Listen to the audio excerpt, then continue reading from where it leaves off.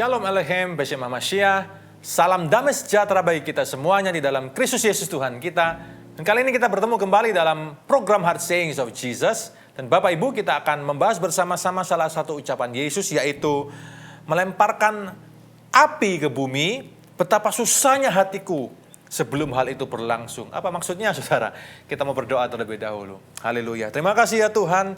Nyatakan kebenaran firman-Mu bagi kami semuanya, supaya kami memahami Engkau, memahami firman-Mu, dan kami diubahkan oleh firman-Mu, dan kami menjadi pelaku kebenaran firman-Mu. Dalam nama Yesus, haleluya. Amin. Saya ajak kita terlebih dahulu membuka Alkitab kita di dalam Injil Lukas, pasal yang ke-12, ayat yang ke-49 sampai 53. Injil Lukas pasal yang ke-12 ayat yang ke-49 sampai yang ke-53. Mari perhatikan Alkitab saudara baik-baik. Yesus membawa pemisahan. Aku datang untuk melemparkan api ke bumi. Oh, dan betapakah aku harapkan api itu telah menyala. Apa maksudnya saudara? Aku harus menerima baptisan. Dan betapakah susahnya hatiku sebelum hal itu berlangsung. Kamu menyangka bahwa aku datang untuk membawa damai di atas bumi? Bukan. Kataku kepadamu bukan damai, melainkan pertentangan. Karena mulai dari sekarang, akan ada pertentangan antara 5 orang di dalam satu rumah, 3 melawan 2, 2 melawan 3. Mereka akan saling bertentangan. Ayahnya melawan anaknya laki-laki, anak laki-laki melawan ayahnya, ibu melawan anak perempuannya, dan anak perempuan melawan ibunya. Ibu mertua melawan menantunya, perempuan dan menantu perempuan melawan ibu mertuanya. Wow, saudara, apa maksud dari kalimat yang saya pikir cukup keras, saudara. Bahkan untuk kita yang mendengar hari ini, 2021 tahun kemudian, masih terdengar cukup keras statement-statement ini. Apa maksudnya, saudara? Bapak, Ibu, saudara-saudari, Yesus sedang membawa pemisahan betul hari itu. Mari kita lihat konteksnya. Ya, Yesus sedang membawa pemisahan antara betul-betul mengikuti Dia, mengikuti Yesus, atau tidak sama sekali. Kenapa, saudara? Karena memang untuk masalah iman, kadangkala kita akan diperhadapkan pada sebuah situasi di mana kita harus memilih. Tidak lagi kita bisa bermain di atas 2 kaki, tapi kita harus memilih, saudara, ikut Yesus atau tidak sama sekali. Ikut Yesus atau menolak Yesus. Tidak bisa dua-duanya.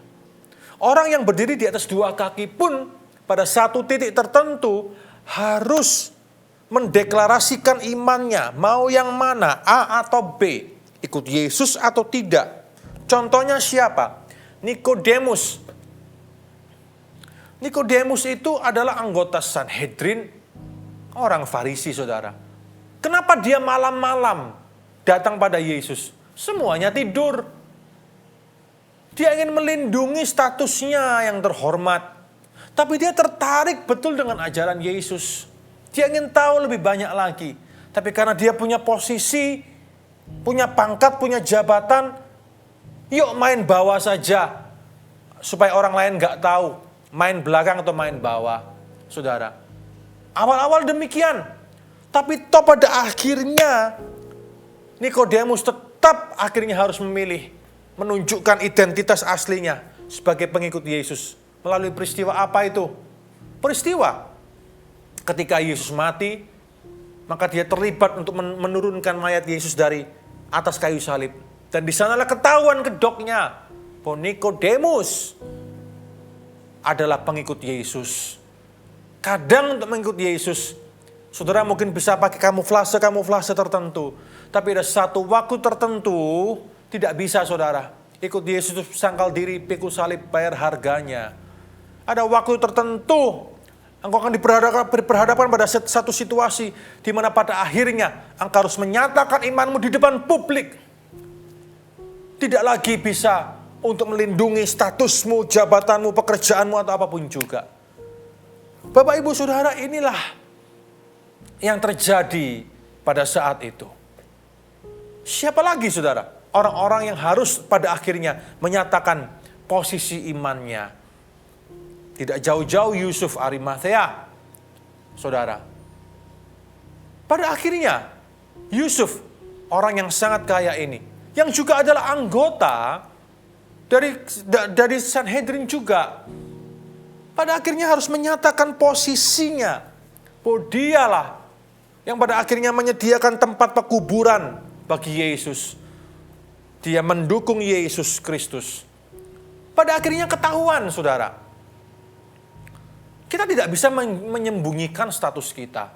Kita tidak bisa menyembunyikan kadang, ya, status sosial kita atau status kita sebagai pengikut Yesus. Orang pada akhirnya akan tahu kita ikut Yesus atau tidak.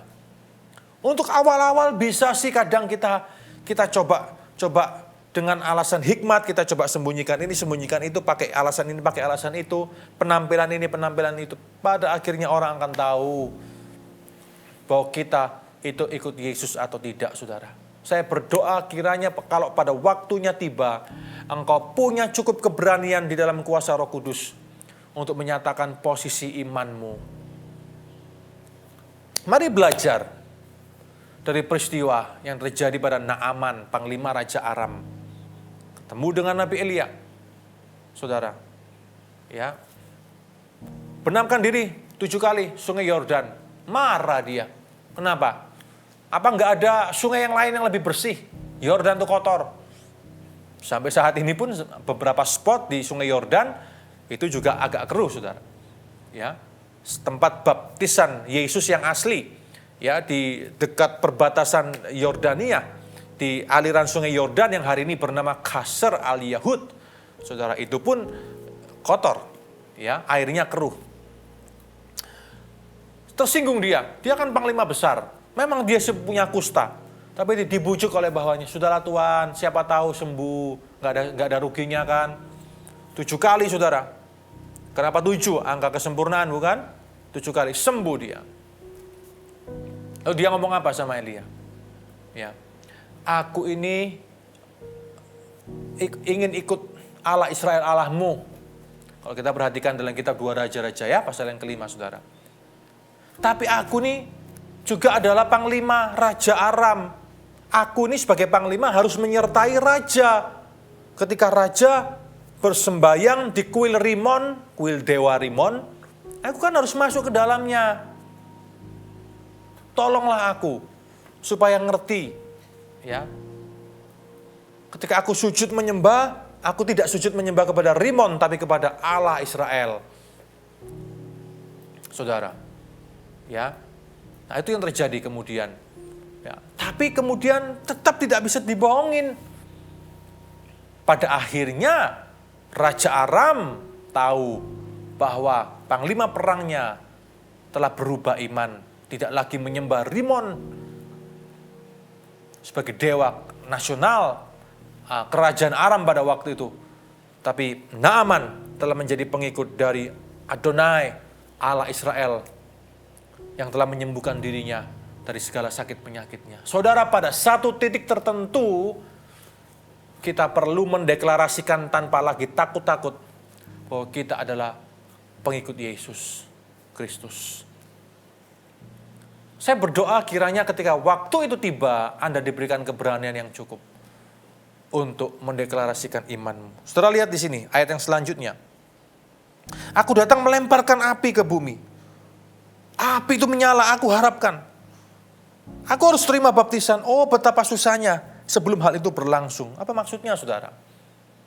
Ya, saudara, Yesus datang untuk melemparkan api.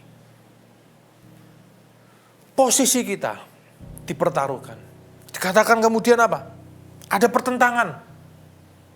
Kadang-kadang harus seperti itu. Ikut Yesus, orang tidak mengerti, saudara, keputusan kita. Keluarga kita tidak mengerti keputusan kita. Ada orang-orang tertentu yang diizinkan ketika dia terima Yesus, dia dibuang dari keluarga.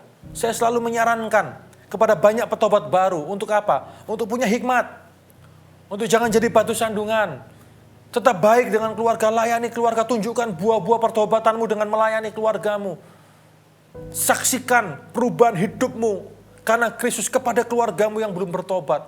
Jangan marah, jangan lawan kalau engkau dimarahi karena engkau telah bertobat. Terus tunjukkan kasih, terus tunjukkan sayang kepada keluargamu. Itu yang selalu kami dan saya juga sarankan kepada banyak petobat baru. Jangan karena cinta pertama kepada Kristus, lalu kemudian berapi-api, tidak lagi melanggar semua etika. Saudara, kurang ajar terhadap orang tua ketika dimarahi. No, jangan lakukan itu. Ya, bahkan kepada para petobat baru yang inginnya 7 hari ada di gereja terus, tidur di gereja, makan di gereja, kami selalu sarankan pulang kembali ke rumah, layani keluargamu, bersamalah dengan orang tuamu, dengan saudara-saudaramu. Jadilah engkau kesaksian kepada mereka, jadilah bertumbuhlah jadi dewasa, jangan jadi kanak-kanak rohani terus. Itu selalu nasihat kami. Tapi selalu ada waktu di mana ada orang ketika dia bertobat, langsung ketemu salib di sana, saudara. Dia harus bayar harga yang berat. Kadangkala memang ada pertentangan yang terjadi dalam satu keluarga. Saya tidak berkata bahwa itu adalah sebuah patron yang harus terjadi, patron umum. Tidak. Tapi ada orang yang kadang diizinkan mengalami itu. Saudara, ketika saya berbicara seperti ini, saya tiba-tiba teringat, tidak saya siapkan sebelumnya ya. Ketika saya menjadi gembala dulu di kota, di salah satu kota di Yogyakarta, saudara. Seorang anak dari Bali, ya, baru bertobat, terima Yesus di jamaah Tuhan dalam sebuah komunitas sel kami waktu itu. Bertobat, cinta Tuhan, berapi-api kepada Tuhan, dibaptis, saudara. Ya, dan saat itu juga, ya, dia kemudian diketahuan oleh orang tuanya. Dan kemudian hari itu dia diancam, saudara. Kalau tidak kembali kepada iman yang lama, putus hubungan keluarga, hak waris diputuskan semuanya. Anak ini mengambil sebuah keputusan iman yang sangat berani waktu itu. Ya, untuk dia kemudian melepaskan semuanya, saudara. Betul, diputuskan hak warisnya, diputuskan hubungan keluarganya, termasuk juga kiriman uang untuk kuliah dan semuanya diputuskan, dan dia terlunta. Saudara, ada orang-orang tertentu, tidak semua, tapi ada orang-orang tertentu yang memang harus mengalami seperti ini. Saya masih ingat waktu itu kami bergereja, sebagai satu gereja, satu tubuh Kristus harus bertanggung jawab terhadap kehidupannya minimal sampai dia selesai kuliah yang tinggal 1 tahun, udah kemudian dia bisa bekerja. Nah, kemudian saya kumpulkan semua pemimpin untuk kita betul-betul support dan harus kita atur bagaimana makannya, tidurnya, biaya kuliahnya, ya. Kami bentuk satu tim untuk datang kepada kampus dan minta untuk rescheduling, ya, biaya dan semuanya, kami semuanya, urunan, saudara, kita kumpulkan sama-sama, kita support dia. Sampai kemudian dia lulus, dan kemudian dia bekerja, saudara, dan dia bisa menghidupi dirinya sendiri. Oleh karena itu keselamatan itu bukan hanya masalah keselamatan jiwa, gereja harus siap. Keselamatan itu memberitakan Injil bukan hanya untuk menyelamatkan jiwa, tapi apakah gereja siap? Ketika bukan hanya jiwa yang kau selamatkan, ketika jiwa yang telah diselamatkan itu, bagaimana dengan hidupnya, derajatnya, harkat martabatnya? Jangan cuma keselamatan jiwa lalu selesai lalu dia terlunta-lunta di jalan. No. Maka dari itu, keselamatan itu harus holistik. Pesan keselamatan itu holistik. Bukan hanya keselamatan jiwa, tapi juga tubuh diperhatikan. Ini tanggung jawab gereja Tuhan juga. Ya. Saudara, oleh karena itu hari ini kami tetap menyarankan, tetaplah punya hikmat, tetaplah baik, kembali kepada keluarga, layani, tunjukkan kasih. Tapi kalau engkau yang menyaksikan tayangan ini hari ini adalah mungkin segelintir orang yang diberikan Tuhan kasih karunia untuk betul-betul menderita, membayar harga mahal untuk pertobatanmu. Saya mau berkata kepada saudara, kuatkan hatimu, ada jalan daripada Tuhan, teruslah maju. Tetap baik dengan orang-orang yang telah memutuskan hubungan denganmu. Tetaplah baik, tetaplah hormati, doakan, berkati, jangan kutuki. Saudara, jangan kutuki keluargamu, tetaplah doakan. Saya percaya Tuhan adalah Tuhan yang memulihkan segala sesuatunya. Ada waktunya nanti engkau akan dipertemukan dan dipulihkan kembali hubunganmu dengan keluargamu yang hari ini mungkin memutuskan hubungan denganmu hari ini. Amin, saudara. Tapi imanmu kepada Kristus harus semakin bertumbuh. Tertanamlah dalam sebuah gereja yang baik, yang sehat, bertumbuhlah Supaya engkau memiliki komunitas yang baik, yang sehat, yang bisa mendorongmu dan menguatkanmu di dalam iman. Bersama-sama di dalam Kristus. Amin. Tetaplah maju di dalam Tuhan. Bagi orang-orang yang sedang mengalami masalah-masalah yang demikian, Yesus dekat denganmu. Yesus selalu ada bersama denganmu. Tetaplah maju di dalam Kristus. Yesus mengasihimu. Jangan hidup sendiri.